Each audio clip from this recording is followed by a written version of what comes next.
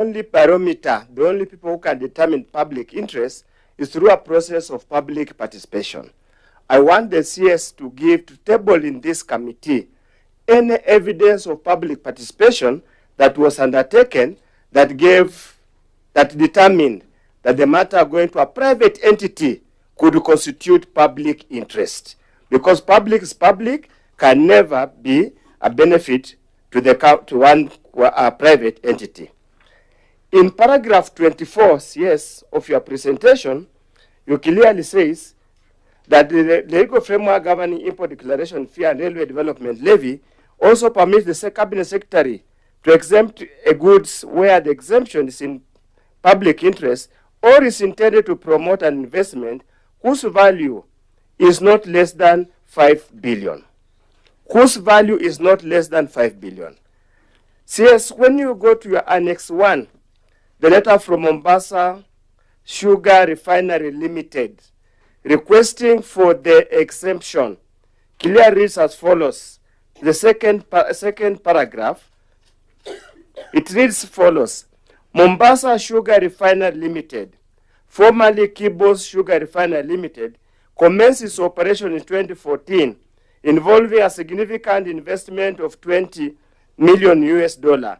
Currently, an estimated 3 billion of Kenyan shillings. You have clearly said 5 billion.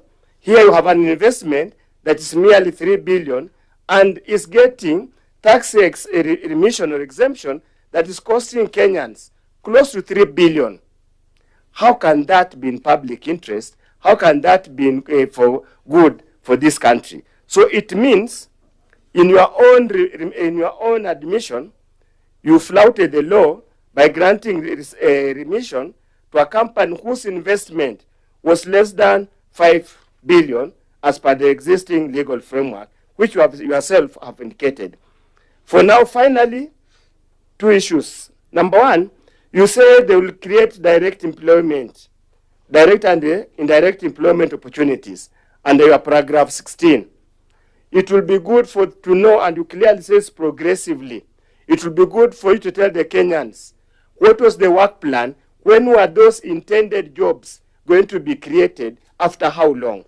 Finally, for now, CS, is it common for you as a cabinet secretary, and probably also demonstrate, to convene a meeting to arbitrate a dispute between an importer and Kenya Revenue Authority? Is it common? Is it a practice? And since we, ODM, donated the experts to the current regime, how many of those instances have you had an opportunity to chair a meeting that basically resolves issues between an employer and Kenya Revenue Authority? Or was this a special case that required your personal intervention? We would be interested to know as people of Kenya. Thank you for now. CS, thank you. Proceed. Thank you. And as you answer that, in case there is no tax remission, what will be the rate of duty for raw sugar imported from Brazil? And that one that is imported from South Africa. That is brief and specific. Proceed. Thank you. Let me respond to issues that were raised by Honorable Keitani. She wanted to know that how we would ensure that sugar is not diverted, the raw sugar would not be diverted into the local market and not used for the intended purpose. First of all, by the way, let me clarify something that probably this committee needs to know, that we provide exemptions on a number of items, number of things, number of products in this country. It's not unique to sugar. Even steel for different use, for aid-funded or development-funded projects, and many other things. And it is the duty of the line ministry. The request comes from the line ministry. And it is the duty of the line ministry to ensure that the list, the master list that is provided, that those items that are imported, those items where we have either duty remission or exemption, are used or put to intended use. That is number one. But on this specific case, the reason why I even went a step further to convene and have an interagency team to monitor and ensure that the sugar that was imported was actually used for industrial use. There was a dispute. Kenya Revenue Authority had assessed this sugar and said that it is not raw sugar. KEBS, which is having the sole mandate of ensuring quality of products in this country, said it is raw sugar. Kenya Sugar Board said it is raw sugar. So there was that dispute. Now, when I convened the meeting, the first question that I asked was, if this sugar was put on the table today, can it be consumed? I remember asking that question as the chairman of the meeting. I was told by everyone that no. Therefore, I asked, is it industrial sugar or not? And they said, we agreed there that it was industrial sugar. KRA had issues with the coloring and all that. So we agreed there, and it was minuted, and everyone signed the minutes. Those who were present, the list is there.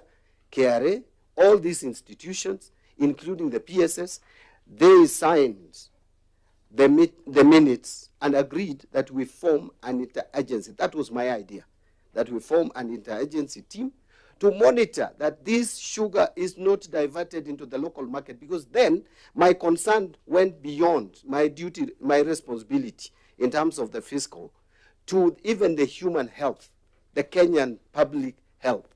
Because if sugar that is brought into the country would be used for industrial use, would be diverted for human consumption, it would be unethical and it would be harmful to life. So I said that even though that is not part of my mandate, but I have a responsibility, and formed a team that was going to ensure that this sugar is only used for industrial use, led by the Kenya Sugar Board, because that is their responsibility. The responsibility of complying to make sure that sugar is not diverted into the market is the responsibility of the Kenya Sugar Board. And that is what we did. And we agreed that they will provide a report to me as the chairman of the committee, two interim reports and final report. They have done one.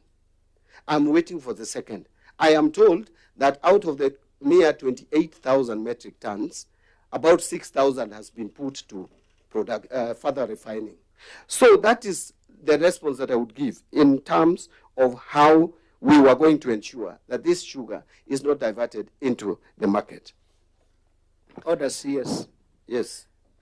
Is it not true that it is your responsibility to make sure that if goods are leaving to be as raw material to be manufactured or refined into sugar, you have to do it under the law, which is under you, maybe under customs warehouse, custom bonded warehouse, or under special economic zone, so that you are sure that the taxes that you have given or that are being suspended are actually taken care of. Mr. Chairman, if you look at my letter, it's very clear what I said and what that within Kenya Revenue Authority had a responsibility. But beyond that, we formed an interagency team as a matter of precaution, including even security organs, because this was not it was not an ordinary matter. This was a unique matter, where we had a dispute between an industrialist who was feeling that he's being harassed. Actually, the report that came from the State Department for Industry was that we were harassing an industrialist. Yes, I'm just asking, in customs, if you have to secure Kenya from losing taxes, you either manufacture under bond you either manufacture under special economic zone. What prevents you? Because Mombasa sugar refinery in Kibos is not under any of that arrangement, which means sugar can move out and in at any time. Mr. Chairman, the sugar for industrial use, the law would allow, and I would come to that, that we allowed the importation, we exempted the 2 levies under public interest, which is provided in law. All right? But we went a step further to ensure that this sugar is not diverted into the market. Allow me, Chair. I asked that question specifically because we have visited Kibos. And the situation and the scenario, and we have also interacted with KRA. The situation and the scenario that has been presented does not have any control whatsoever. In fact, where the sugar is being manufactured and where the normal sugar is being manufactured is separated by a gate that is not protected, not controlled, not done anything. And that is why I ask, because you gave the permission or the authority, and in your letter and your paragraphs, you have said that the authority was solely only for production to industrial. If there is diversion, all the taxes should be collected. So in this case, what did you do to ensure that that is the case, so that the Kenyan public, because we're talking about 2.9 billion in terms of taxes, so the Kenyan public does not lose 2.9 billion? You know, Chair, this to me is a very straightforward answer. We have 2 institutions that has the responsibility to ensure that what we agreed on was complied with. If those 2 institutions fail, then I know they have failed. It's the Kenya Sugar Board and the Kenya Revenue Authority. They are supposed to ensure that this sugar is only for industrial use. And we are very clear. You look at the minutes, it's very clear. If they didn't have the capacity, they would have told me in the meeting that they have no capacity. But they assured the committee that they have the capacity. And I still believe up to now that they have the capacity. The report I have is not portraying what the honorable member is saying. The report I have is that they have the capacity and they are ensuring that this sugar is put to industrial use. Actually, as a matter of fact, I will tell you that the confirmation I got from the same institution is that 6,000, close to 6,000 metric tons has been processed. Still leaving, out of the 28,000, still leaving about 22,000 intact, not processed. So these institutions have the capacity. And in terms of relocation of the company to Mombasa. Point of order, Allow me, Chair. Yes. Allow me, Chair. So if 6,000 have been processed, is it possible that we get that report that has been sent to you so that we see how those that matrix is used, and more importantly, that 6,000 that is converted, who has it been sold to? If it's possible to know who it has been sold to, because we know selling refined sugar is not to the public. There are specific industries only that can buy refined sugar. So is it possible also to tell us that actually the 6,000 has been converted to refined and sold to these specific people? Mr. Chairman. Yeah. Mr. Chairman, the interim report can be provided, the first interim report. I don't know whether it was attached, but it can be provided. The issue of the 6,000 metric tons probably is not in the report, because I asked that verbally when I was coming to appear, just to get to know how much has been processed. But you see, Mr. Chairman, we have put the responsibility of ensuring compliance on the Kenya Sugar Board and KRA. If Kenya Sugar Board fails to ensure compliance, then we know they have failed.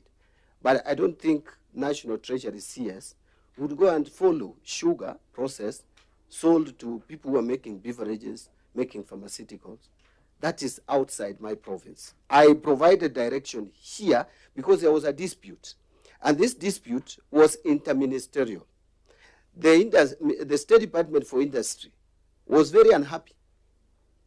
Agriculture, Kenya Sugar Board, that we are discouraging investment by having tax collector. Actually, I came to this matter because of tax issue. The tax collector, and one of us asked, I think Honorable Wundo, whether it is normal. I want to say it is normal, very normal, for me to intervene. You see, Kenya Revenue Authority is a tax collector. Tax policy is with me. It's not with Kenya Revenue Authority. That is the law. It is with the CS National Treasury. And every day I intervene where there is a conflict or misunderstanding between the tax collector and on policy matters. And this was clearly a policy issue, whether this was an industrial sugar or it is sugar that was that was processed already. So when this matter came to me on tax issue, I just went a step further because I got curious that in the event that this sugar would not be put to industrial use, it is not just about the penalties. Penalties is okay. We can reclaim, get the IDF or RDL. But what of human life? That is where it concerned me. That is why I formed the multi-agency task force, the team, to monitor and ensure and report back to me. And they have done one interim report, whether the sugar is put to industrial use. So I just went a step further. Actually, it is not really my responsibility. It is the Kenya Sugar Board to ensure that this sugar is put to proper use. So on the issue of certainty of relocation, the letters I got is that this factory has been relocated from Kibos to Mombasa, and it has changed the name. And the letters are there from the State Departments. So as to whether that was done legally, procedurally, those who are registering companies have the answers. On paragraph 8, IDF and RDF, let me just check what it was.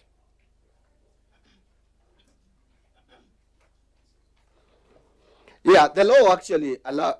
If you look at my letter, I actually just mentioned that we allowed in my letter IDF and RDL, because that is what the law allows the cabinet secretary to exempt.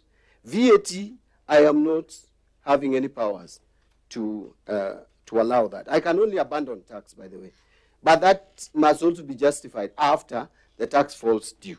But in this case, there was no tax abandonment. I don't know where the figure of 2.9 billion is coming from, which I think is incorrect. And by the way, import duty is provided under East African Community Gazette. It is standard. The duty remission is provided. It's a regional thing. It's not a favor that we are giving this company. Excise duty is exempted under the Excise Duty Act, and that is under schedule through the Tax Laws Amendment of 2024. We have that first schedule exempting, providing excise duty exemption. So it is only IDF and RDL which I granted.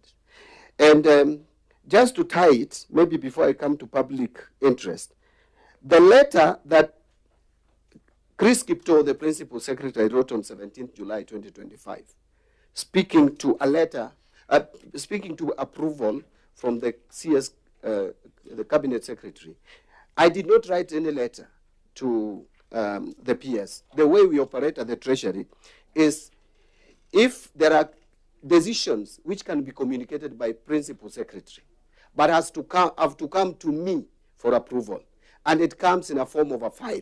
So if you go back to the file, you will find my approval. I will have indicated approved, and I put the date, which is the 15th July. Once I approve, the PS takes that file with my approval and writes a letter now to the outside, to the third party, informing them that the cabinet secretary has already approved this under these conditions. So since I've not denied that I give the approval, the letter from the principal secretary is a letter from the National Treasury, writing on my behalf, approving the exemptions of railway development levy and import declaration fee, IDF. So there is no letter. I am sure there is no letter, but there is approval in the file to the Principal Secretary to communicate. So you asked a letter approving the release, that it was approval in the file. Now, on the issue of public participation, paragraph 24, and I want to go to that paragraph. I want to just take Honorable Undo to that paragraph. And he said they donated an expert.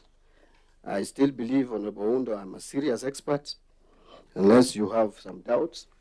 But just listen to what I have written. The legal framework governing import declaration fee and railway development levy also permits the Cabinet Secretary to exempt goods and any good where the exemption is in the public interest or is intended to promote an investment whose value is not less than 5 billion. They are not mutually exclusive. It is either or. So I didn't have to look into the value of investment. I know it's 2 million US dollars. The 5 billion is not the legal framework under which I approved the railway development levy and IDF. I approved it under public interest. And I stopped there. Or I just put or here because it is the law. So you read it in full. But it is either or. It is not public interest and. If it was and, then you'd accuse me of violating any law. But this is or. So the only question I need to address, how did I ascertain or convince myself that this is public interest? I think that is now where I would go to. Mr. Chairman, we have talked in this country and complained a lot about how we are inhibiting and interfering with job creation, that we are interfering with investment with unnecessary taxes. Now, when the law provides opportunity to promote investments by exempting taxes or levies to support job creation, then we want to ask ourselves, why was it done? And the question I ask myself, why did Parliament say public interest? And I have heard, Honorable Undo, you have said that public interest would have involved public participation. There is nothing that was difficult for Parliament to add, that public interest after public participation. I don't think CS National Treasury would be at the National Treasury and conduct public participation on everything that comes to the National Treasury. I would not even do anything. I would be in the field all the time. Public interest is governed by many things. And here, the State Department responsible requested for this. And the letters are there. Agriculture said the same. State Department for Investment said the same. Now, my duty was to ask, and creation of direct and indirect employment opportunities. We were told that this company has created over 700. Chair, since it was my order, yes, let's have Honorable Undo. He was the one who asked the question. Chair, I think the Cabinet Secretary is just being evasive and trying to evade to answer the question. The question is simple and straightforward. Article 10 of the Constitution is couched in such a way that the determination of public interest must by nature involve some form of public participation. We cannot run away from it. And public interest, even when you seek the typical definitions, is for the whole society. The question we are asking, Bwana CS, in what way did you determine that a private entity constitutes a whole society? That's basic.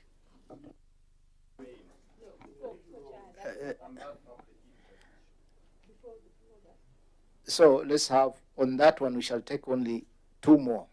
Honorable Kaitani and Honorable Kishimu. Thank you, Chair. The CS has made reference to two particular letters from the Ministry of Agriculture and Ministry of Trade. And as I mentioned earlier, those letters are not with us, unless you specifically tell us so that we are able to see what is this public interest. And the other, just to buttress the point that Honorable Undo has raised, what is, in the view of the minister, become public interest? What is it? Because you must have parameters. As if you say that it's not public participation, then what parameters would you have to grant you the knowledge to say, I am going to give this out of public interest? Shemo? Maybe, Chair, without belaboring the point, I just wanted to confirm if you look at paragraph 12, the decision was taken into account after considering the recommendations by the Ministry of Agriculture, Livestock Development, and Ministry of Investment, Trade and Industry. So I've not seen any letter in their annexures from the Ministry of Investment, Trade and Industry giving those recommendations. Even from the Ministry of Agriculture, I've not seen recommendations, because under the provisions whereby the CS is supposed to grant that exemption, he is supposed to determine. For you to make a determination, there have to be some submissions, yeah, where you determine where it is in public interest. So that determination must have been based on something, and the CS has said there were recommendations. Let us have those recommendations which made you determine. Yeah. Yes, let him respond. No, I ruled out already. I ruled out, we must make progress. I ruled out already that we shall take those three, because it's just a follow-up question. Let's not make it... Chair, I don't know why members are saying they don't have these letters, but there is an next number 2, a letter from Principal Secretary Rono, a request by Kibos Refinery to import raw sugar from the world market for refining. And the letter reads, I don't want to go into details, the second page, in conclusion and noting the role of the government is to facilitate, maybe I started a bit, reference is made to the letter by Kibos Sugar, dated 11 January 2024, addressed to the Principal Secretaries for the National Treasury and the State Department for Agriculture, and then Industry and the ESC, and copied to the Commissioner General KRA, Sugar Directorate, generally in the opinion of the multi-agency team. So let me go to the second phase. In conclusion, and noting the role of the government is to facilitate manufacturing under the economic pillar of the bottom-up economic transformation agenda, it is recommended that KSRL, that is Kibos Sugar Limited, be allowed to import duty-free raw sugar from the world market to be used for processing into refined sugar for use in the manufacture of products for use in the domestic market. That such importation be in full compliance to the sugar import, export, and byproduct regulations, that the government embarks on high-level lobbying of the East Africa partner states to pave way for the amendment of the requirement that raw sugar be wholly originating for the products made from refined sugar processed by Kibos Sugar to enjoy market access in the East African community. And that is why we went to the East African community to lobby and get this covered under duty remission. There is also another letter from, from the Ministry of Investments, from State Department. Is it this one? I think I have it. Yes. Yeah. So there is a letter from Muhwana, Juma Muhwana, to Chris Kipto. It's number 4. Importation of raw sugar, making industrial sugar in Kenya. This matter has been discussed with an interministerial team chaired by the head of public service, Honorable Felix Koskei, that brought together the State Department for Industry and other State Department, National Treasury, and everybody else. This is to request that you initiate within the Kenyan Duty Remission Committee a discussion to initiate an East African community-level regional-wide duty remission scheme. And then there will be also need to put in place an interagency mechanism that will monitor and ensure that all imported raw sugar is not diverted into the local market, but used solely for making industrial sugar. The purpose of this letter is therefore to request you to convene the meeting of the Duty Remission Committee to facilitate discussions on this matter. And that is what we did. But, Chairman, let me also point out that even without letters from the State Departments, these are just enforcing and emboldening my decision. The Cabinet Secretary is not under any obligation to wait for letters to come from State Departments if I'm called upon to approve exemption of taxes. It is a responsibility I have, so long as it is within the law. I am being asked now to prove public participation, public interest, that it must be only public participation. I'm yet to see that Article 10. I've read the Constitution, where it says public interest is equal to public participation. You elect people in office who have public interest. That is why when you are taking your oath of office, you commit yourself that you will take decision in the interest of public. We do public participation to pass laws. Once we have passed the laws, we cannot be referring to the public every day we are making decisions at the Treasury. I would be lying. How do you expect me for every file I want to sign at the National Treasury, I have to go to Kisumu, I have to go to Mombasa, I have to go to Garissa to conduct public participation, whether they agree? And I'm being asked whether allowing an importer. Let us not look at this as a private business. This is an investor in this country. Unless we have a reason why we have a problem with him. He has invested his money here. He's creating employment opportunities. That kind of attitude is what is making us not create enough job opportunities in this country, Mr. Chairman. And I'm surprised that it's coming from my friend, Owundo. You cannot refer to an investor as a private business. Investment should be done by private people, not government. I've said many times that government is not in the business of doing business. How do we attract investment when we refer to their investments as private business? Yes. Chair, now the CS we have has a point of order. mentioned me. A private entity is a private entity. A public entity is clearly defined in the Constitution of Kenya. A private company owned wholly by private individuals is not a public entity, so cannot qualify to benefit from any public interest or public goods. This is obviously an abuse of the powers granted the human That's law what and is your Constitution. So the point is, we are yet to see the purpose, any demonstration of public interest. If you are telling us jobs have been created, where are the jobs? If you are telling us since the raw sugar was imported, was it last year? We are now 12 months down the line. Where are the jobs? Where are the direct benefits to the people of Kenya to justify public interest? Chair. Yes. Is it on the same? Because, on the same thing, Chair. Kindly. On the same thing, Chair. Yeah. Chair, 1 minute. I just want to direct. Even a single 30 seconds is enough, Chair. But let it go to record, Chair. And I wanted to address the Cabinet Secretary through you, Chair. Basically, what the minister is doing is relying on the policy. And not try to fight that and say all of us understand the policy. But there is an inquiry concerning this specific case on the importation of the raw sugar. And what when you say, even the two letters that you submitted, Waziri, if we are not able to establish, because we say Roman 1 to Roman 8, creation of direct and indirect employment, transfer of knowledge, particularly there's not a particular technology that has been transferred.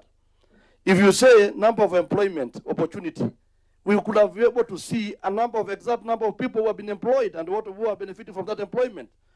The other thing you said, local manufacturer benefiting from the importation.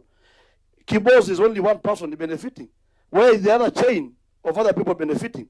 Because the issue of this sugar is that we are, and I will ask later in my question, but let not be asked now, we want to have a chair, specific issue, not policy write-ups, one specific items. Say A is A, say number 1 is number 1. Proceed, conclude that. Chairman, just conclude that particular. In terms of the jobs created, if you are doubting the 700 jobs, it's easy to confirm if the 700 people are not working in that factory. If you are disputing the chain, it is not just Kibos which is benefiting. My understanding is this sugar is being produced for industrial use. Pharmaceutical companies, There are so many people in the value chain who will be benefiting. Those who are manufacturing pharmaceuticals, those who are doing the food, beverages, they use this. And by the way, Honorable MP from Kajiado South has asked me, through you, Chairman. And just address the chair, yeah, please. Through you, Chairman. He has asked me that which is the skill being transferred. The fact that we have no factory in this country up to the establishment of this one, manufacturing refined sugar, is clear evidence that we need skills transfer, technology transfer. And so I expect going forward that more players will come into play to also establish refining of raw sugar into finished products. So really, what is the question here? Is the question that it is wrong to allow industrialists who is establishing a factory to refine raw sugar into finished product to substitute finished products that we have been importing in this country? Is that what we are saying is wrong? Or what is it? I need to whatever understand. is wrong, Chair, I need to understand. CS, what is wrong is the procedure. In principle, we are good, but the procedure you have followed, we are asking you specific questions which you are not answering properly because KRA is under you. And in KRA, securing taxes, it's only under bond or a specific arrangement which is under the law. Under this, you are saying is up to a report that will come after you, will come after they have cleared the goods. It's not wrong. We are encouraging investment, but we want it to be operated under the law. Mr. Chairman, we followed the law. Let me tell you, the law is clear. It gives the Cabinet Secretary the responsibility to exempt RDL and IDF in public interest. And I have ascertained myself that there was public interest in this. This is a factory that has been established to create employment.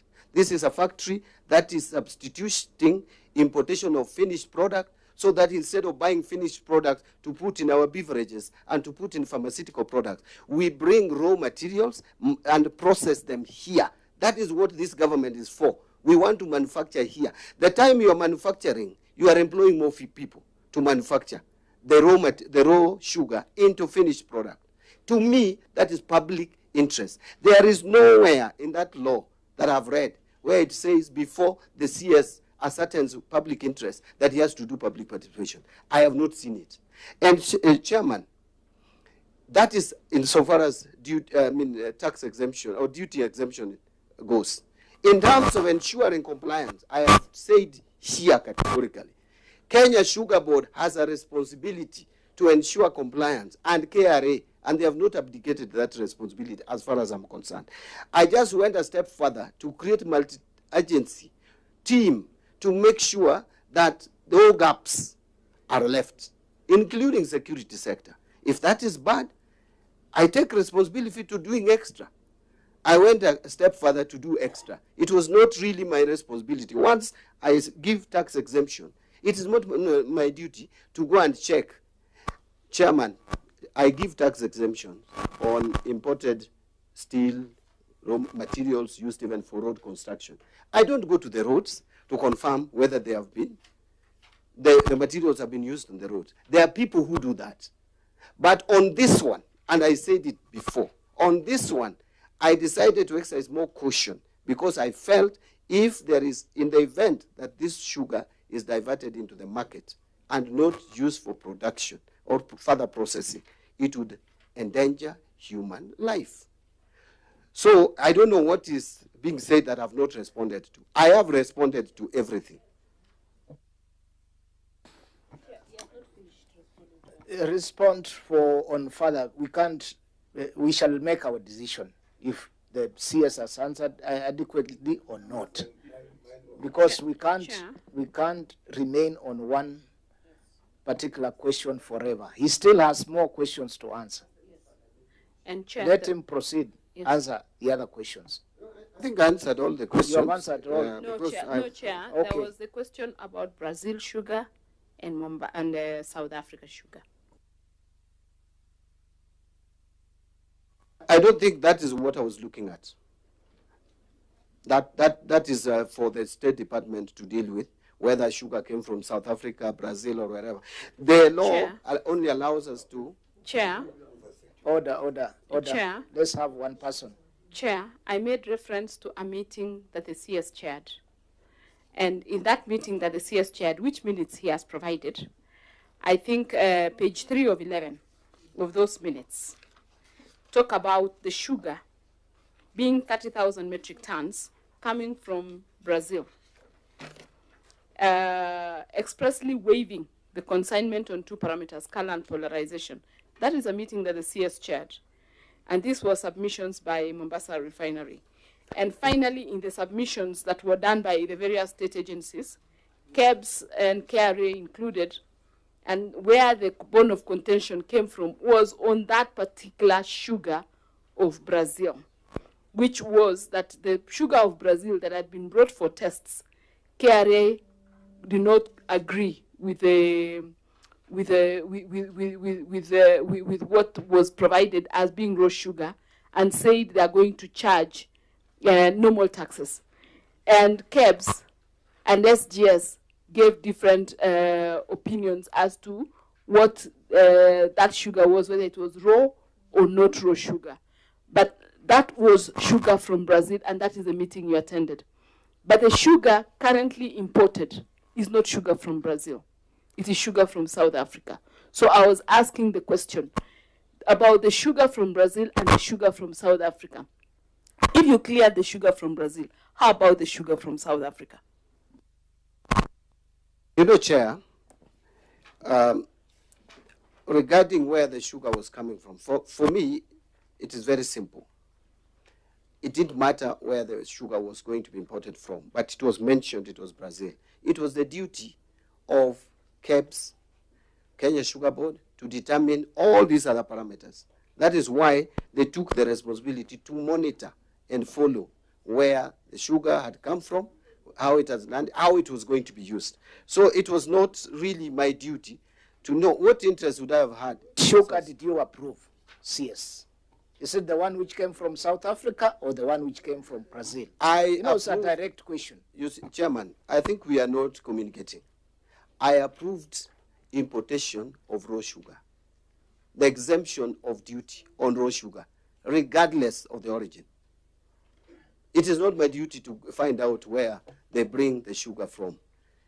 What was required was for me to give duty exemption on RDL and IDF on sugar that landed at the port. Whether it came from Korea, it was not my business. It was not my duty, unless there was a reason to ask the origin of that sugar. But in the meeting, there was a mention that the sugar was from Brazil, and there was a mention of the color. And we discussed the issue of the color in that meeting. And we came to a conclusion that this sugar was raw sugar. And KEBS confirmed. KEBS confirms and satisfies qualities. Kenya Sugar Board was agreed with them. So what else could I have done as CS National Treasury? To go and do the test myself? Chair, allow me not to belabor on this matter, but just to state something, and I would like this to come on record, that the sugar being talked about, whether color or what, was a specific type of sugar that was being talked about. The color of the sugar and the polarization of that sugar was a sugar that was coming from Brazil. And that was the sugar that both KEBS, KRA, and all entities who sat in that meeting made reference to. So, and that is the reason why we are saying, you can approve any other sugar, but the sugar that had the changes and the issues that we're dealing with here was sugar specific, tested from Brazil. But the documentations that have been attached show that this sugar is from South Africa. So meaning the sugar from Brazil had these approvals. What about the sugar from South Africa? I think, Chair, that is not correct. I think we need to, if you call the relevant ministries here, they will tell you. I think, if I recollect very well, there was the approval to get sugar from Brazil, but They got it from elsewhere. And there was no reason, there was no problem with that, if you ask me.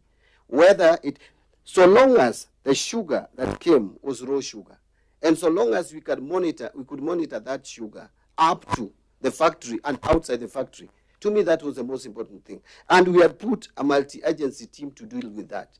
If this multi-agency team fails us, then we know we have the wrong people there.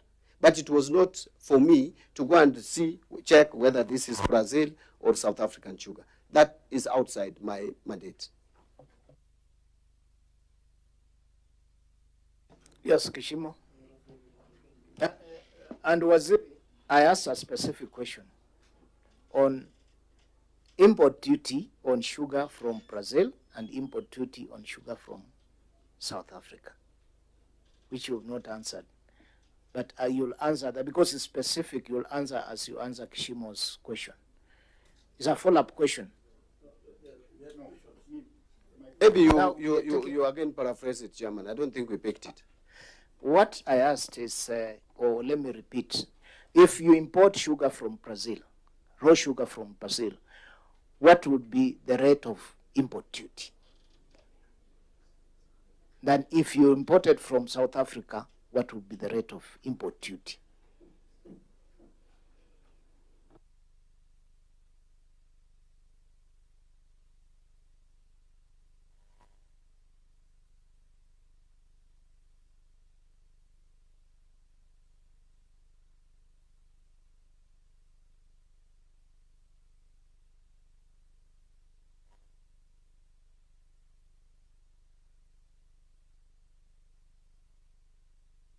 Response. Chair, import of sugar would have cost 100% import duty, or 460 US dollars per metric ton if there was no duty remission. On this one, we secured the duty remission in the East African community, and therefore at 10%. Why I'm asking, I asked from two different countries of origin. If it came from Brazil, what will be the duty? And from South Africa, what would be the duty?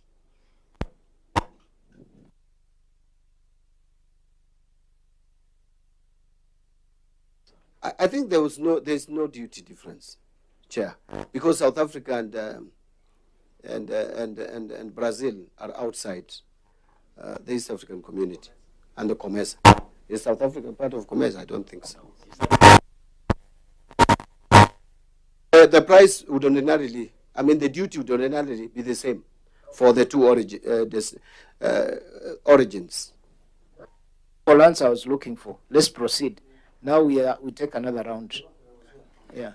So I want us to be brief so that we can cover other members who are waiting. So we start from Kishimo, Parashina, Kishimo, then. You had already given me the mic. Okay, proceed. So before I lose my my points or line of thought, CS, I really appreciate you for taking the initiative of bringing all the maths for there to be like some coordination in terms of dealing with this raw sugar. And I believe the reason would be because you are faced with an unprecedented issue of importation of raw sugar. And where, in my own research, there existed no regulations on how to deal with the raw sugar. Other sugars, you've never had these kind of things because there are regulations governing. Maybe out of that meeting, did you ensure, as the person who brought all this math, that now regulations were put in place to guide the process of importation, transportation, processing, and anything in respect of the raw sugar? And the first question you asked us, as per your statement, is that can they, if this sugar is placed on the table, can it be consumed? And the answer you got was no. I think the right question would have been, would this sugar be good for human consumption. Because if you just place it there and someone consumes, maybe someone can consume, but is it good or safe for human consumption? I think that ought to be the right, but let me go to the other question so that I don't take too long. If you look at your annexures 2, form part of the letters that the ministry considered prior to granting of this exemption. The first letter, there's one letter dated 11th of January 2024 by Kibos Sugar Refinery Limited, which was applying for importation of duty-free raw sugar for manufacture of industrial sugar, which was followed by a letter dated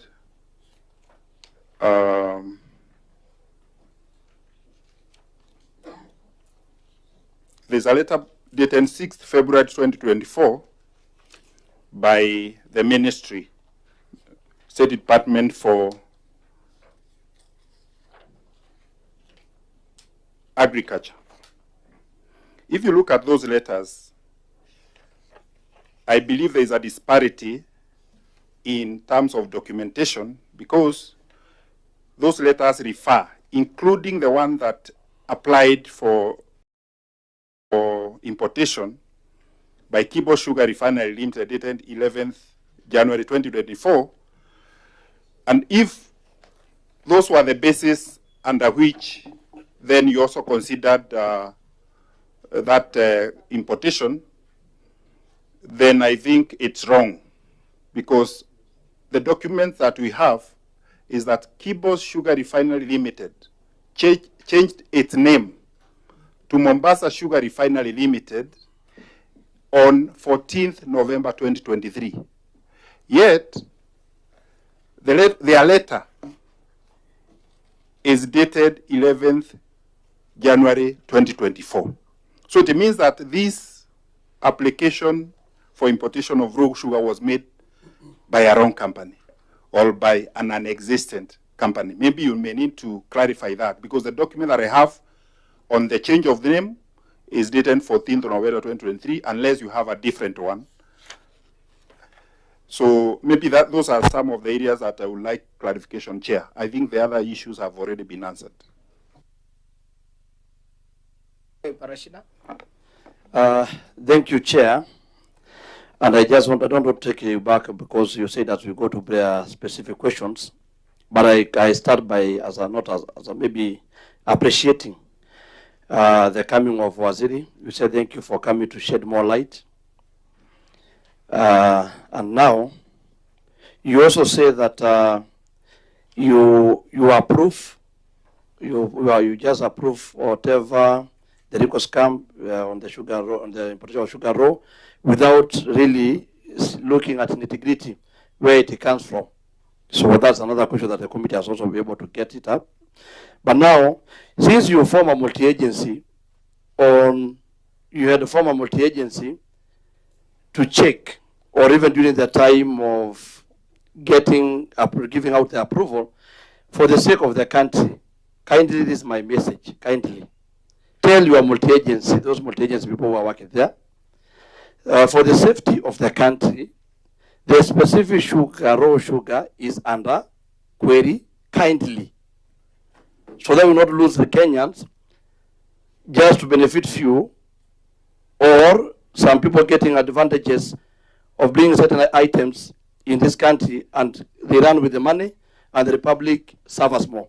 And I want, Chair, because I know we used to come with one party and they was used to my chair.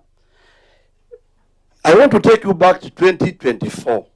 As though history repeats itself in this country. You as a cabinet secretary, you are responsible in terms of oversighting KRA. Is it not so? I think that's the case. 2024, I just wrote here, there was a case on importation of contaminated sugar, where KRA again lost money. So Kenyans lost revenue. During that case, the Vinpac case, it was called a Vinpac case. And the sugar was coming from Mauritius. Now, a multi-agency was formed like this one. So I just want to say tick. And in fact, in basic understanding, it is when you form a multi-agency, is a simple way to run away from responsibility, chair. Because a case is supposed to be done by one person, then again now it's from 20 people. So that the person who takes responsibility it's not able to trace who takes the responsibility. So multi-agency that was from that time there was a lady in KRA who was even fired. A staff from KRA was fired. Those juniors suffered more, but the cabinet and those people who are within the apex are enjoyed. They move in big cars and live in big places. But Kenyans lost. Chair, I'm bringing a point here. That time, the sugar was contaminated because it had mercury, and they would say that that sugar should be destroyed or used for ethanol. To today, there's no single evidence of the mercury contaminated sugar with mercury that was either destroyed or even used for ethanol. So, ukiumwa na nyoka, ukiona kamba, ogopa. This is the same scenario. So, Chair, that's one question I wanted to ask Waziri. You had also been a member of parliament. And there's a way people run away when member of parliament do inquiry. Since we are doing inquiry of this sugar, and it's our belief that this sugar is getting into the market, basically itakaushwa kidogo tu kwa sababu inaonekana kama mafuta ikaushwe, then it gets to the market. So, how are we going to get report? How are we as members of parliament of this committee be able to take you liable, or you can take a responsibility because you are also forming the multi-agency and the KRA fall under your purview, or it will be members of parliament are just making noise. Because if you are making noise, just let the public know that we will never get facts about that sugar. It will get to our lives, and those who die with the cancer will be our people. Finally, Mr. Chair, if you knew there is no regulation, there is a law, yes, as my senior said, but there is no regulation. If there is no regulation, how do you put it in practice to say that it is taking care of public interest, and there's no single regulation allowing you that? So what is this rush? In Mombasa, I saw those white guys there in Mombasa. When we go to Kisumu, where you come, because the sugar also come from there, even the place they said to accumulate that sugar, the space is too small. It just shows there's like a small place for ingie, we kausha the thing, iende Kidhorai. Na uzuri Mungu ni mzuri. Itaanza ni Kisumu and Siaya Chair. Can you let us believe, because it will start there before it gets a Masai in some. No. Before it gets in Kajiado, it will start in your regions. There is a store here. There is a store here. Let's be brief. Honorable Wainaina, then we close with Kamene on that one, on your questions. Be brief to the questions. Thank you, Chair. Mr. Wasiri, this factory of Kibos opened 2014. It has taken more than 12 years before it started working. And all that time, when you open the factory, before you invest in a factory, you must first of all do research where you are going to get your raw material to do that factory. And for that matter, I am sure they have looked and checked that this factory we are implementing, we are going to get raw material. From all that time, that factory was not operating. It operated during this about one year. They have started operating. Why was it not operating that 12 years? You told us that they said that there was harassment between those situations because they were not operating, they were not getting raw material. Wasiri, when we went there and we tried to investigate what is low sugar, low sugar is almost a table sugar. And when we try to ask those people, how can you differentiate this sugar and low sugar? What they told us, and those people who were there even kept, is just that wetness. Even if you do that sugar, you put it to the sun and get dry, you can take it to the table sugar. The other thing, what we were told, is only the particles, because when they were loading, they were just scooping to where it was done, scooping to the ship, and that particles is only different at table sugar and raw sugar. By that, you were saying, when we say here, we are bringing raw sugar, who is benefiting out of this raw sugar? There before, we got information that when we are trying to save this manufacturer, we increased the duty for low sugar, which is being used by manufacturers. That means all those manufacturers, when they go to buy their low sugar to make their product, the low sugar to make their product, they will increase to their prices at 5%. If that's the case, Wasiri, there is many factories which in this country, and that factory will not be able to meet the demand of those factories. Those people, Wasiri, they will go and buy low sugar, they import sugar with an increased duty because of protect this factory. In that case, somebody have invested, Wasiri. He have opened a factory based by what it was there before. Then when you go to import sugar, you were told that you have to increase that 5%. But this factory itself, it is not meeting the demand of the country. Uganda, they have factory of raw sugar. For us to do increase of duty or excess duty, we have to meet the East African community. This we did currently, and Uganda, they have been manufacturing those sugar, low sugar. And I'm sure even this factory was intended, and when they were making this factory, they were looking to use the local sugar cane, which we used here. They were not intended to import that raw sugar. Now, between us and the raw sugar which is coming, where are we benefiting? Because there's a raw sugar which is already finished. We are just coming here to do the final tune, just cleaning and make it here the head of it. We are not benefiting. Mr. Wasiri, we are saying here we are employing people. It is true. We are creating job. We are creating job one factory. But you are killing job 10,000 factory. Because those people who are small factory will rely with that big factory. And that big factory, Wasiri, and I want to do here, this is not happening. I'm an expert of small industry. What happened is that those people will not import small quantity, they will rely with this one.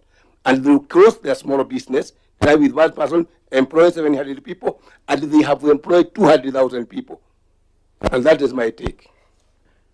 Honorable Kamene, then he answers, then I'll come back to Mwalio and myself. Chair, let me start from appreciating the CS for coming before us. But what I've had today is very amazing. Chair, we got an opportunity. Let me just remind every one of us, we got an opportunity to start from the port. And that the day we went there, I wish our people could give us those videos that we took. We did not see any multi-agents. We did not see any multi-agents people there. In fact, the only person that was there and was of use was the chair of the sugar board, Kenya Sugar Board. Next, we came to the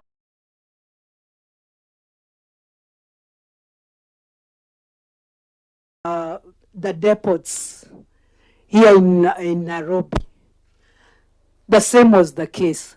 What we saw there was another even total different from what you're talking about. In short, the multi-agency and the sugar board that you're hailing responsible for all this.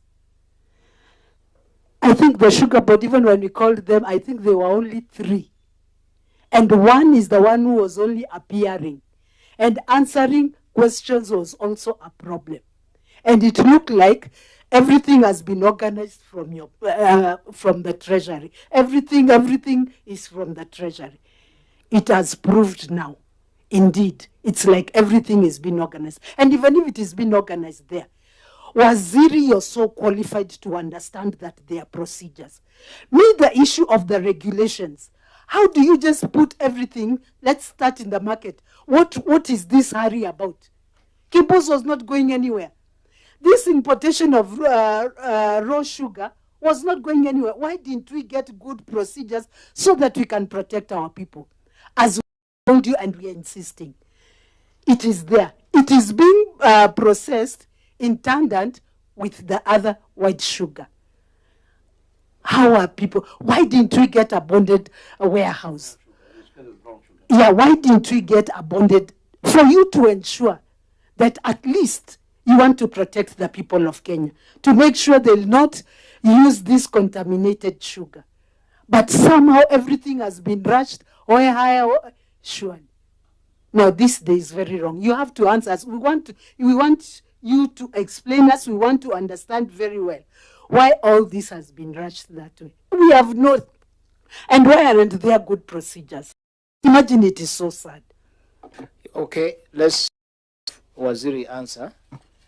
We can't take all. Mine is so short. Okay, then we close. Yeah, thank you very much. Thank you, Waziri, that you are here to prosecute this case and be able to answer all those. From the word go, the sugar board people lied to you that that Kibos was right to import this raw sugar, because first of all, there were no regulations for raw sugar. Number two, the board was not properly constituted. The board's quorum is 7, and there were only 3. So from the word go, everything went wrong, and they lied to you because you are up there and they are down there. They thought they knew you don't have those nitty-gritties. So they were not in the right standing to even give a permit, because they were not constituted. No director was representing the farmers themselves. Even now, there is no one. So the whole thing is a saga, because the importer had maybe spent so much money on the factory and then was in a hurry to bring that the consignment. That is why you had to fetch even the consignment from South Africa, from Brazil, so that the ship can be filled with all the consignments from different places to bring it up in a hurry. So the whole thing is a saga which should have been done in the proper way. Even now, if he finishes whatever we saw him processing, how will he bring another consignment for continuity in the market? Because the board is not even constituted. We'll go to the same saga. Not responded to properly. Just allow me to reframe based on the letter written by the PS to the Commission agenda on 17th July 2025 on the issue of timelines. In the third paragraph, the letter, the raw sugar shall be imported in accordance with the African Community Custom Management Act 2005 regulations. If the raw sugar is not refined into sugar for industrial use, the applicable taxes include import declaration fee and development levy, and the penalties and interest thereof shall be due and payable to the commissioner. The question I asked, which was not answered, what were the time frame attached to the processing of the raw sugar for industrial use? Or was it open-ended? It could as well take 20 years or 50 years. Thank you. Yes, Waziri, you may answer those ones. Waziri, the point which is not clear here, you did very well to make sure you have put multi-agency task force in place to make sure that goods from the port to Mombasa Sugar Refinery arrive in safe hands as per the thinking. But now, in your submission, number 35, you write that the approval purpose of the consignment was refining into food grade and pharmaceutical grade industrial sugar. Compliance was to be ensured through controls over the release, movement, custody, processing, and utilization of the imported raw sugar. The issue of custody here is a sole responsibility of KRA, which is under your ministry. So the question is, there's a legal framework on how to make sure goods remain under the custody of customs, whose taxes have not been collected fully until it is processed. Once it's processed, then we are safe. We know, okay, it is used for the intended purpose. That is the area I want you to come out clear, Waziri, and tell us the issue of custody. How have you made sure under the law that it is there? Because it's not the duty of multi-agency team. It's the duty of care. Yeah.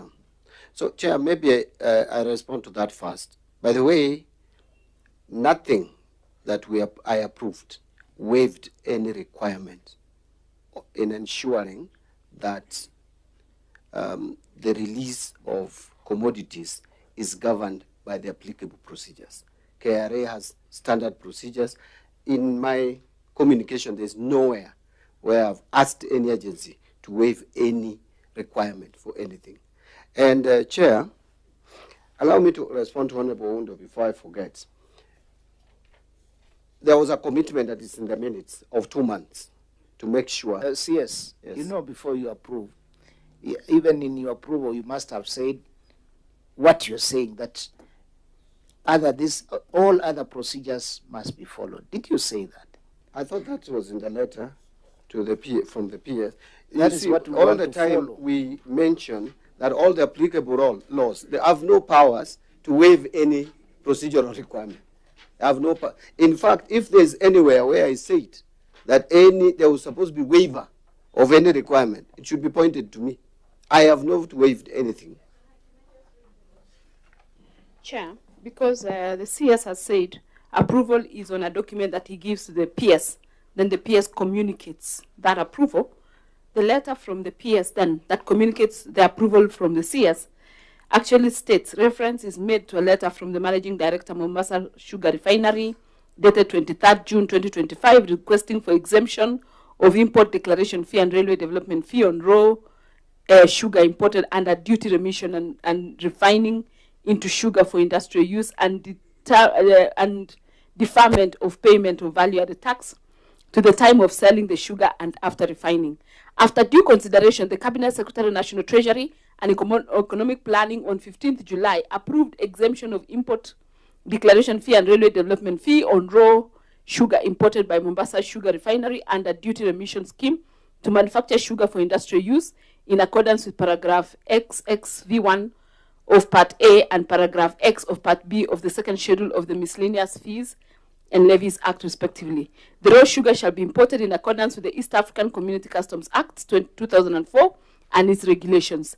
If the raw sugar is not refined into sugar for industrial use, the applicable taxes, including import declaration fee and railway development fee, and the penalties and interest thereon shall be due and payable to the Commissioner. Then, in respect to the request for deferment of payment of value-added tax, there is no provision under VAT Act to enable the Cabinet Secretary to approve deferment of payment of value-added tax from the time of importation of the raw sugar to the time of selling the sugar after refining. Therefore, VAT shall be payable on the raw sugar at the time of importation. So, So if you from that reading, clearly we said that the law must be complied with. There's nowhere where we waived any law. We said categorically through my PS that all the provisions governing importation must be followed. So that is what we did. Allow me then, because I read the letter. You see, this letter then should have come out to say that for purposes of making sure that this sugar is properly followed, the procedure is properly followed, it shall be bonded until such time the process is complete. Because when you leave it open, because this is a letter attached by KRA, and if you look at what KRA said, they say they based their judgment on the letter you wrote, and that's the reason why they have not bonded that sugar. You know, surely, Chair, once we have quoted the law, you want us to go to procedure, to tell the KRA procedure. That's not how we work. Honestly, that's not how we work. You see, when you are giving exemption, and I write these letters every day, I don't go spelling out to agencies that you will be producing the master list and giving it to us. It is the procedure. They will be doing the master list and submitting to the Treasury. So the question I thought, Chair, that you are seeking from the National Treasury is on the tax policy. Why did we exempt this manufacturer or industrialist from RDL and IDF? In fact, the issues that we are now talking about on the safety, security of sugar is not even in my province. I just went a step further because I convened this meeting. In fact, the reason why I convened the meeting was not about quality. I convened the meeting to discuss whether IDL and IDF, whether this manufacturer or industrialist qualified for IDF and RDL.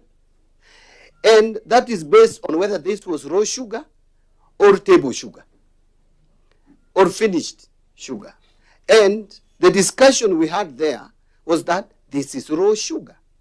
Now, I went a step further because I just, out of caution, in fact, what the members are asking me here, in fact, one of us said that, thank God, it is from Kisumu. By the way, I have a cabinet secretary for the whole country, not for Kisumu, for the whole country. I would be equally concerned if my brothers and sisters in Kajiado South, their lives would be endangered. And no one knows who would have consumed this sugar. And we are national leaders. You are members of National Assembly. When I was representing Super South, Mr. Chairman, I was not just speaking for Super South. I spoke for the whole country because I was a member of National Assembly. That's why you are called member of National Assembly. You are not member of County Assembly.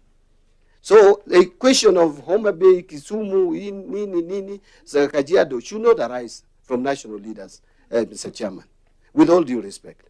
But the point is, I was trying to make sure that we protect the lives of Kenyans by forming this multi-agency task force. It was not replacing other procedures that are established by law. The other procedures remain. KRA still has an obligation. They are the tax collectors, and to ensure that that whatever decision is taken does not compromise tax collection. So and let us not be emotional about this matter. This is a serious matter, and I have come here to address it because I know it is a national issue. I have not come here, Chairman, just to downplay the significance of this committee, and that is why I'm saying there is something that we noticed in my discussion, because one of us, and thank you, Honorable Gishugu, MP for Gishugu, you had a very, actually, not the, was it MP for Gishugu? Yes, it was the MP for Gishugu. He has left. Out of the engagement I had, were there gaps that I saw? Yes, there was. One of the gaps was that this is KEBS, a national institution, a national agency, has a different position from KRA, from Sugar Board, Kenya Sugar Board. I said we must standardize our systems. In fact, one of the KRA guys said they don't use international standards. I remember in that meeting, and I said that is wrong. We are not operating in isolation. We are not an island. We must operationalize and standardize our system to conform to international standards of testing, quality of goods.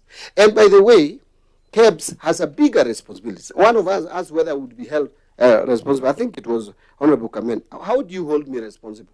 I am not responsible for quality. We have KEBS responsible for quality, and that is why I invited them. And none other than the managing director was present there. And she told us, this is raw sugar. And she can come and confirm or deny. And we took minutes, and they all signed. In fact, we made sure they signed on every page, including even blank pages. So, in terms of quality, it's supposed to be guaranteed by KEBS. Kenya Sugar Board should guarantee quality. Kenya Revenue Authority's responsibility is not even quality. Kenya Revenue Authority responsibility to ensure on tax collection, period. Now, I need to check whether when Kibos changed to Mombasa Sugar, but I was clearly told that they changed the name, and therefore subsequent requests came, they relocated to Mombasa and therefore changed the name, and therefore that was it. By the way, in terms of discussion around whether we are... CS, I think that was specific. If our secretariat can show you the two different documents. Yeah. Because he mentioned even the dates. The documents are on the file. Which documents here, Chairman? Maybe I don't have that the document. Application, the date of application by Mombasa Sugar Refinery and Kibos Sugar. By the date they applied as Mombasa Sugar Refinery, the company had not been formed. I think that's the point he was making.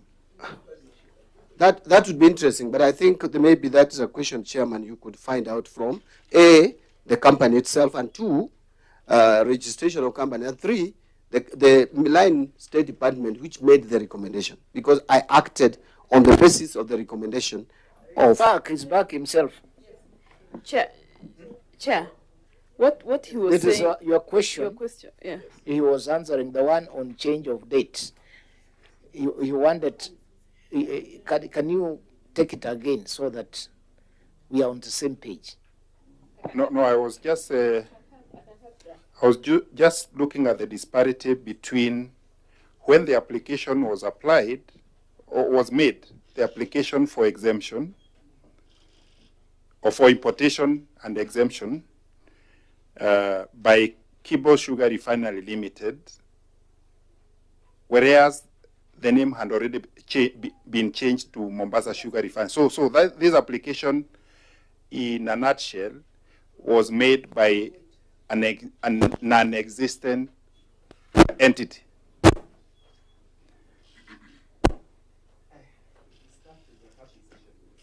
And further, the recommendation by, although the CS said he is not bowed by any recommendation by any other department, although that recommendation by the State Department for Agriculture also indicated they had no objection to Kibos Sugar and Allied Company Limited being given that or being approved for that, importation. So that was the issue that I was raising. Waziri, proceed. I had interrupted you. Sorry. So proceed.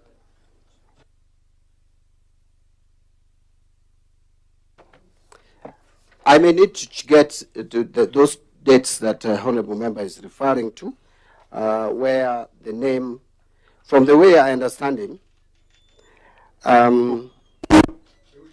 through you, Chair, Annex 2, part of your documents, there is a letter by the State Department for Agriculture. Just after it, there's an application by Kibos Sugar Refinery Limited, dated Thursday, January 11, 2024. But you are contending that they had changed the name on which date?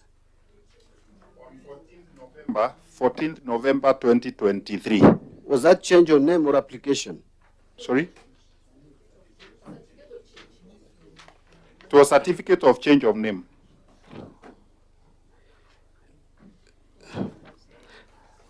Paul, what document? Although I don't have that certificate, I don't have it. What document do you have under paragraph 7 where you have indicated, following the relocation of the refinery from Kisumu to Mombasa, Kibos Refinery Limited changed its name to Mombasa? Oh, okay. You see, what I was referring to is that subsequently, in 2025 now, 23rd of June, it was now not Kibos that requested, but it was now Mombasa Sugar Refinery because they had changed the name. So that is what I referred to under that paragraph. So are the annexures and Annex 2 relevant in this case? Or in your submissions, are they irrelevant? Because at that time, the applicant was Kibos Sugar Refinery Limited, which was non-existent. Chair, what my response to that question would be that the relevant bodies can be asked at what point, because I don't have the certificate of the change of date. I am seeing it here for the first time. I'm not having that certificate. And I'm sure there are competent bodies to address how the change of name came about. But for me, what I reported here is that Mombasa Sugar Refinery subsequently applied on 23rd of June 2025 because the name had changed from Kibos to Mombasa. The contention from the member is that at the time we were approving for Kibos in 2024, Kibos had ceased to exist. Yes. Yeah, so that is a question that first can be addressed. You see, if you look at this, the letter from the principal secretary, which is dated 2024, yeah, this letter, the PS referred to Kibos, and it is 2024. But the contention is that the name had changed in 2023. So the people who can address this clearly is not me. It is the PS who referred to Kibos Sugar, and also the Kibos and any other person who is involved in the registration. For me, what I was reporting here is that Kibos transited to Mombasa, because that is the information I had. And it is only in 2025 that now Mombasa Sugar applied. The earlier ones, we dealt with Kibos. So that is what I wanted to clarify. Chair, there was a question. Allow me, Chair, just on the same annexures. On that same annexures, annexure 2, the letter from the PS to PS Agriculture to PS National Treasury. Which annexure is that? 2. Yes. 2, the same annexures, where you have made reference that the PS made a letter by Kibos, which Kibos did not exist, right? So that's same annexure. And the PS, because PS for Agriculture wrote to PS National Treasury, your annexure 2, the first letter. And in that letter, because you said you based this letter on public interest, the PS in requesting for approval said that such importation will be in full compliance to the sugar import, export, and byproduct regulations.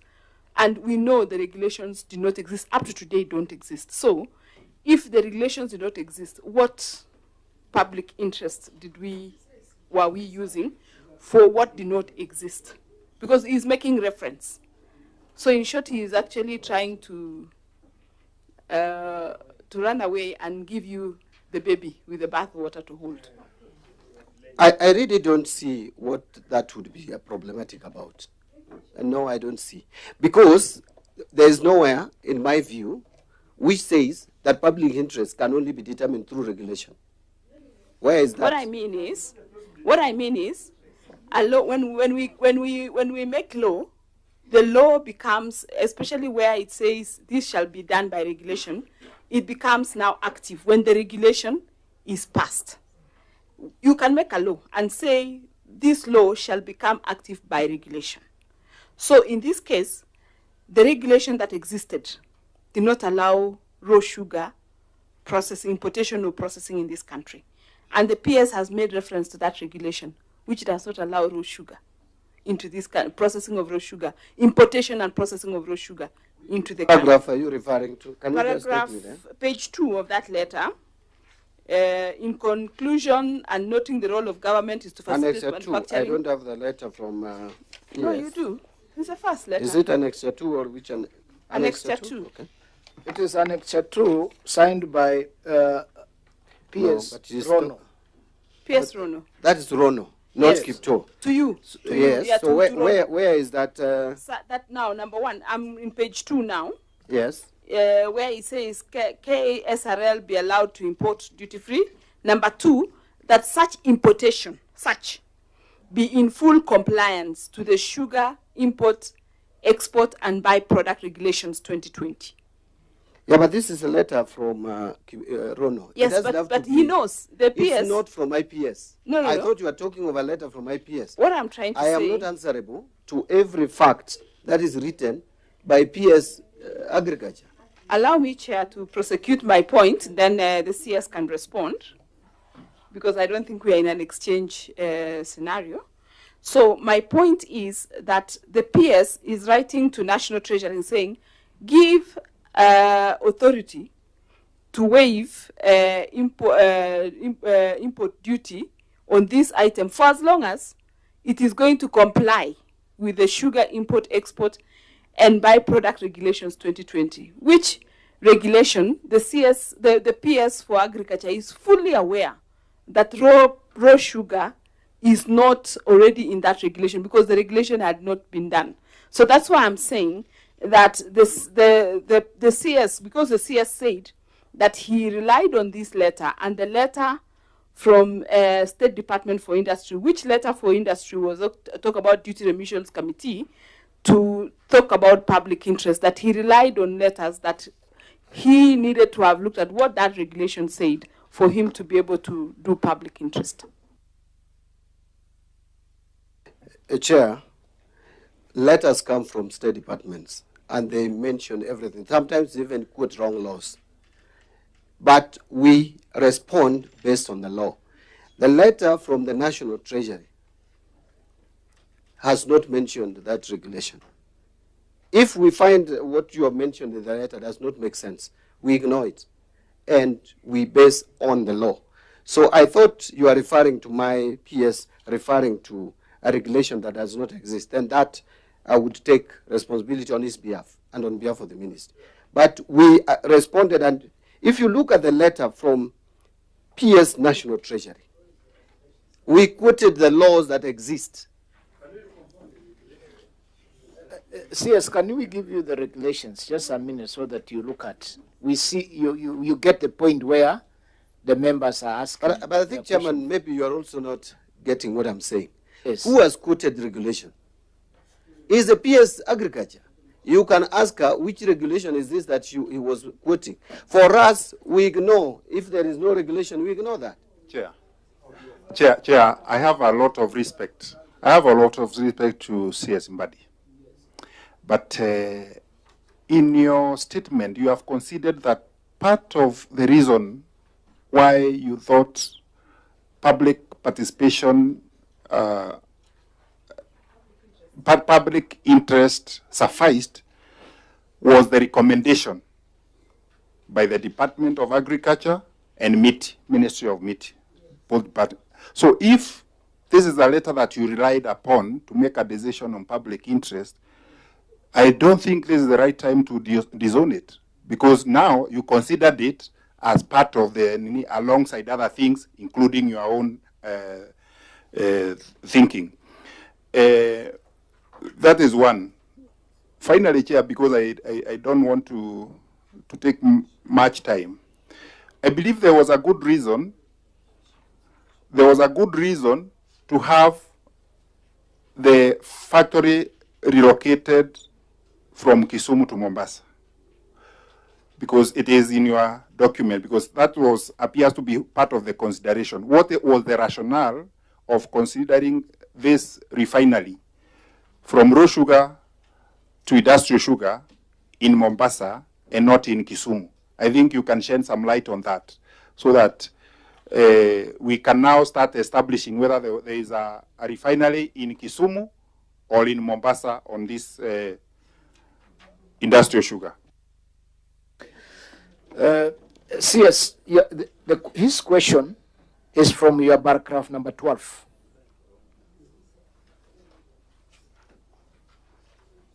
Where you say your approval relied on the decision took into account the application by Mombasa Sugar Refinery Limited, the recommendation of the Ministry of Agriculture and Livestock Development, and the Ministry of Investment, Trade and Industry.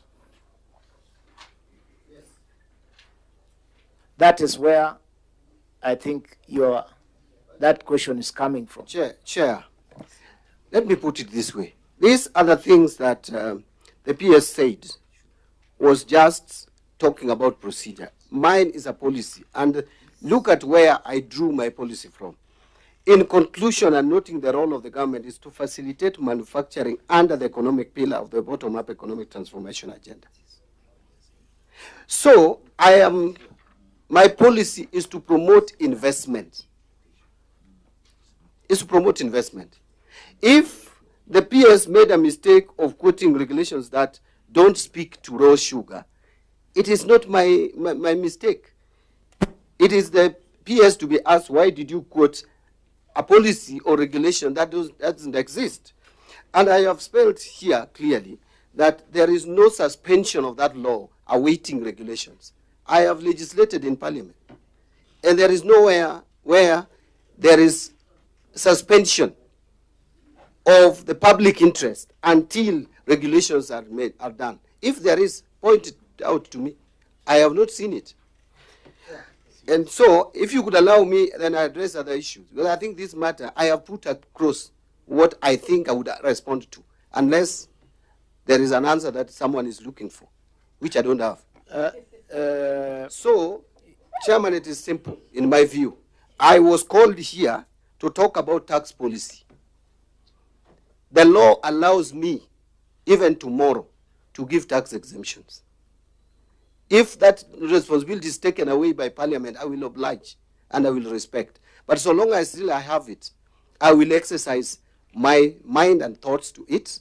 And on this matter, bearing in mind that this, first, the question we need to ask ourselves, do we need industrial sugar in this country? The answer is yes. Do we have enough? Do we produce enough? The answer is no. We import finished product of industrial sugar to use locally. And someone asked me, one of the honorable members asked, the local sugar. It is in this letter from Principal Secretary in charge of Agriculture and Livestock Development and State Management for Crop Development. He said currently, local sugar is used for domestic purposes and rarely meets demand. So there is none for industrial use. Technical officers from the Agriculture and Food Authority, Sugar Directorate, have inspected the refinery and ascertained that the refinery was complete with all equipment. Therefore, we have a factory here established to process further raw sugar into finished products so that we don't import finished industrial sugar. And I'm asked to exempt RDL and IDF, and I'm being told that is not in public interest. I don't know then what is in public interest. Because if this factory is going to create jobs, if this factory is going to ensure that we don't import wholly finished products, that we will subject it to further processing, I believe that is public interest. And I don't have to wait for any regulation, unless the law is explicit that there must be regulation to govern this. And there is none. And probably this legislation was done when I was in Parliament. You know that. And I didn't see it fit to add that proviso. So why should I apply a proviso that doesn't exist? Chair, fine. I think the elephant in the house was the procedure used to determine public interest. And I think we have flogged the horse sufficiently, and I would agree with me.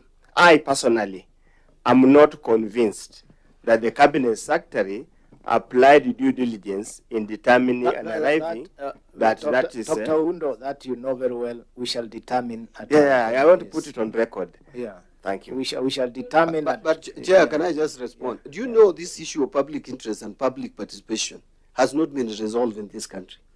You need to legislate. You have not legislated. I was in parliament, we never legislated. Public participation need to be legislated. You cannot hold me here on a parameter that is not defined. Chair, it is not fair. I have been in parliament Supreme Court has made for a years, determination. for donkey years, 17. The Supreme Court did. Let's listen to the CS. Court cannot just legislate. proceed, then you Supreme Court can only give direction on how to do it. Parliament is yet to legislate on public participation, and the bill is with the Attorney General. I even know the draft bill. Legislate first, then hold me to account on a threshold that is provided in law. Otherwise, it will be a fishing expedition.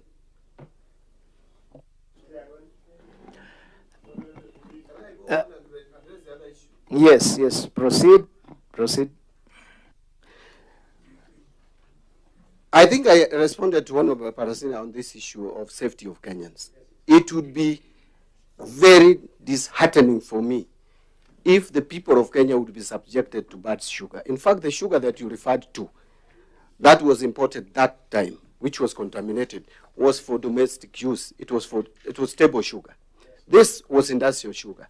And my understanding is industrial sugar should be subjected for further processing to industrial sugar. And the truth is, we need industrial sugar in this country, and it is not being refined here. This is probably the first refinery. And on that basis, I felt this was important business. This is important investment to support. One of us again asked why we are applying public interest in a private company. There is no law that says public interest can only go or be considered in public companies. I am one person who believes that we don't need public companies to be involved in business. It's the private sector. One way of promoting private sector is to support their investment by giving them duty remissions, by giving them tax exemption that would promote the investment. That is how to attract investment in our country. Why this company has not operated from 2014, I don't know. Honestly, I have no idea. I can only speculate and rumor, maybe get involved in rumor mongering. I think I've addressed raw sugar versus table sugar. Whether this, you see, the law allows raw sugar also to be imported in this country. And on that basis, it is known that it resembles table sugar. But there's a procedure.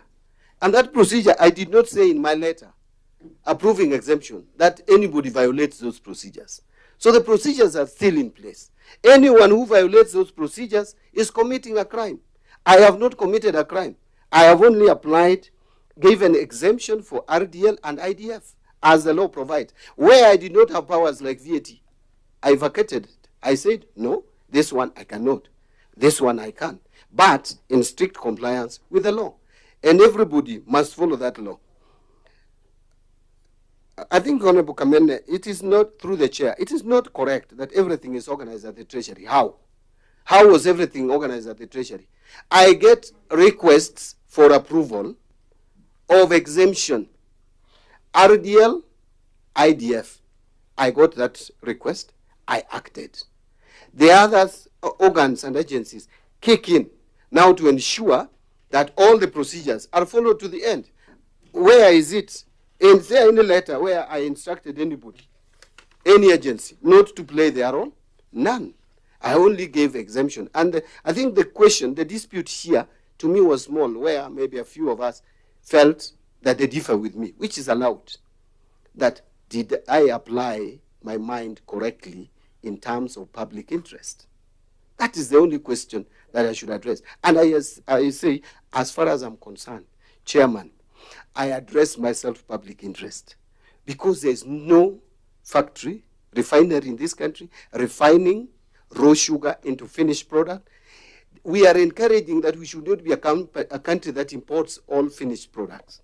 Where we can import partially finished products and process them further is better than nil.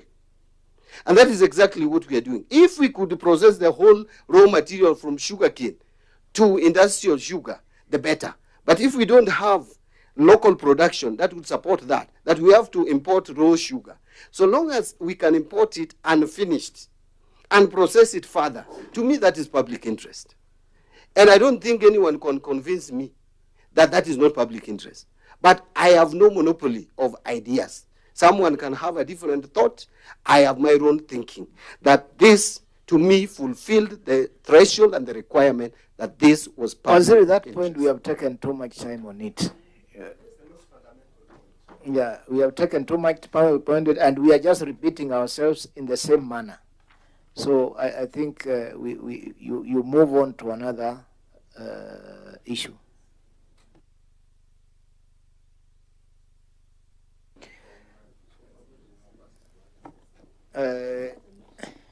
Now, the relocation aspect, was it a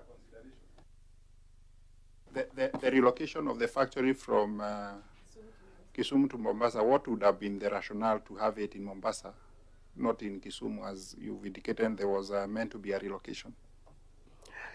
Mr. Chairman, I can only speculate. Maybe they were moving closer to the port of entry. I can only speculate. But since Mombasa is in Kenya, as Kisumu is in Kenya, I had no problem. If they were moved to Tanga. Waziri, the way you are answering us is not fair. Because we are moving a company from Kisumu, taking it to the port, inside the port. That means there is a reason for it, which you must be aware. Maybe you are securing your taxes, you don't need to go through multi-agency things and so on. To simply say that, it's a bit... No, Chairman, honestly, it was not us who moved this factory. It was the business person, the industrialist, who moved it to Mombasa. And that's why I said I can only speculate that probably because they wanted to be closer so that they don't incur transport expenses to go and process the same product in Kisumu. So, Chair, that is my thinking. But I am not speaking with authority. Through you, Chair, the way it is put is that the company indicated to you or informed you that they moved from Kisumu to Mombasa. They relocated. Is that the information that you have? Whether they did or not, because you are saying following the relocation of the refinery from Kisumu to Mombasa. Where is the source of that aspect that you said following? Is it the information that you have, they gave you, or how did you, you know, it's your report, number 7, following the relocation.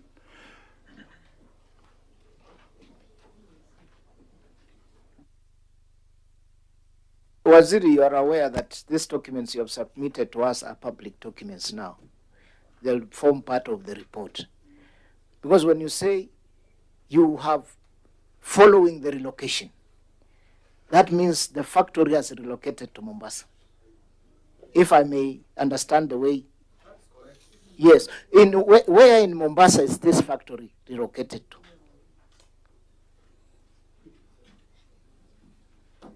No, Chairman. First of all, if you read that,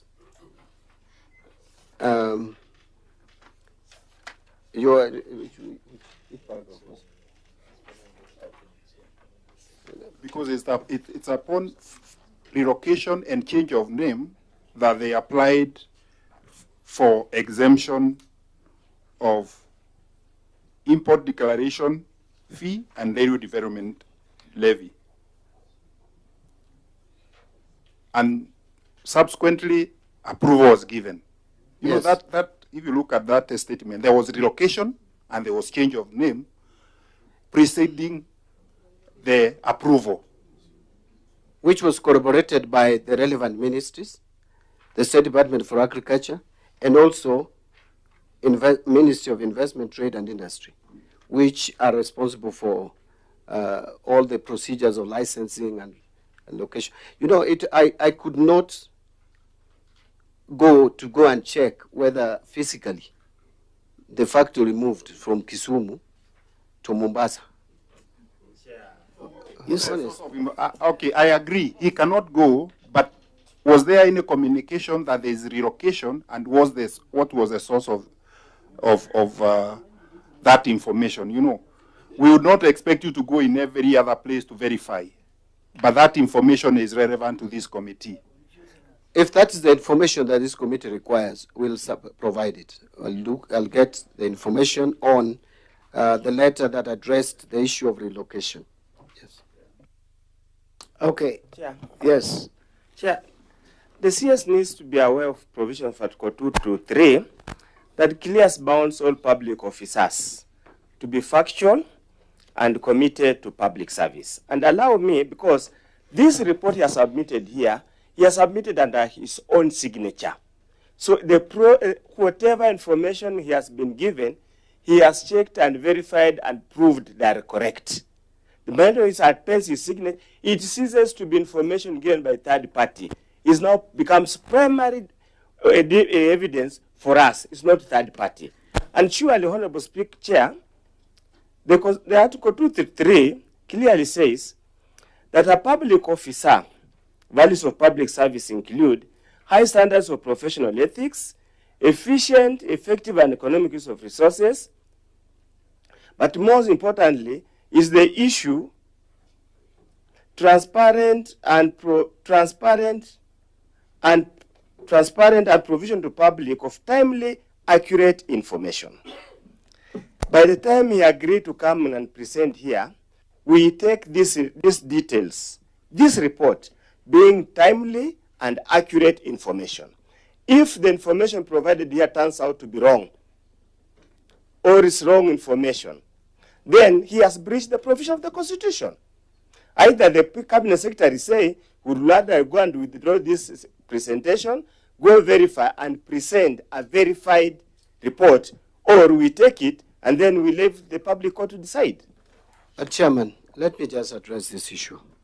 There's no reason to doubt that this factory had relocated to Mombasa. The letterheads and everything else is Mombasa. But above all, Chairman, above all, I've been given a document here. There's no contradiction.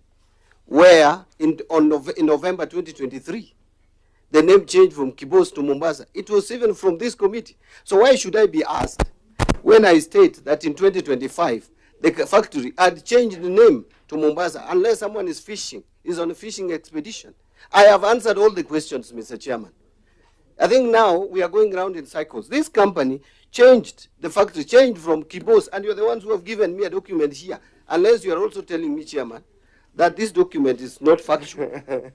No, so we are discussing your changed. report. We are discussing your report. So what I said is that there is no, that letter, it's like I was asked a specific communication. And I said, if that communication is not here, I'll get the communication. That does not amount to what I presented not being factual. And you know, I own everything that I signed. An honorable owner knows that. I cannot run away from my document. Chair, but CS is it right. right Order, CS is right to the extent. Order members. Yeah, through you, Chair. CS is right to the extent that there was a change of name. But the issue of relocation does not go with the name. Even if it's called Mombasa Refineries, if they never relocated, we have a reason why we are asking that. And I think that information is very, very important because on that they one, may have lied to you, and that is what we want to know. Order members, order. I think the CS already has answered that, and he said he's going to provide information on that. Are we? That is clear. He has already answered. We can't go back to that. Yeah, let us be brief. You look at your time, and we need to close. Yeah. Yeah, let's not go into stories now. Thank you, Chair. We need to conclude. CS, I'm the one who asked why those people they have taken for 12 years without working for that factory. CS, I don't know whether you have checked whether those people they have tried to apply from the state agency to get a letter to import low sugar. They have tried before. If they have tried before, they have not given the letter to apply, does it mean there was risk with this low sugar? Why they are not getting a letter to import that low sugar? Maybe there was risk that we are not getting those this letter to import that low sugar. That's why I was asking, why have they taken investment of that magnitude, 12 years, without working? That one he answered. He said is that and no. I think CS, we need to close. Yes. You want to inform who? I want to inform my colleague. Okay. Yeah. Do you want to be informed? I want to inform him that, and even just my colleague, in due respect, that I think you chair tunachoka. We are becoming so tired. Yeah, there's something I'm bringing the information. We are becoming tired because basically I can share information on who is disturbing this sugar. So that we save the country from run up and down, all the work, and help my colleague. Honorable member, if we are tired, nothing stops us from summoning requesting the CS to come again. So I want us members, order. Order, Waziri, you know, you have an advantage because Chair, you've been to both sides. Needs to be substantiated because I come here and I have an integrity to protect.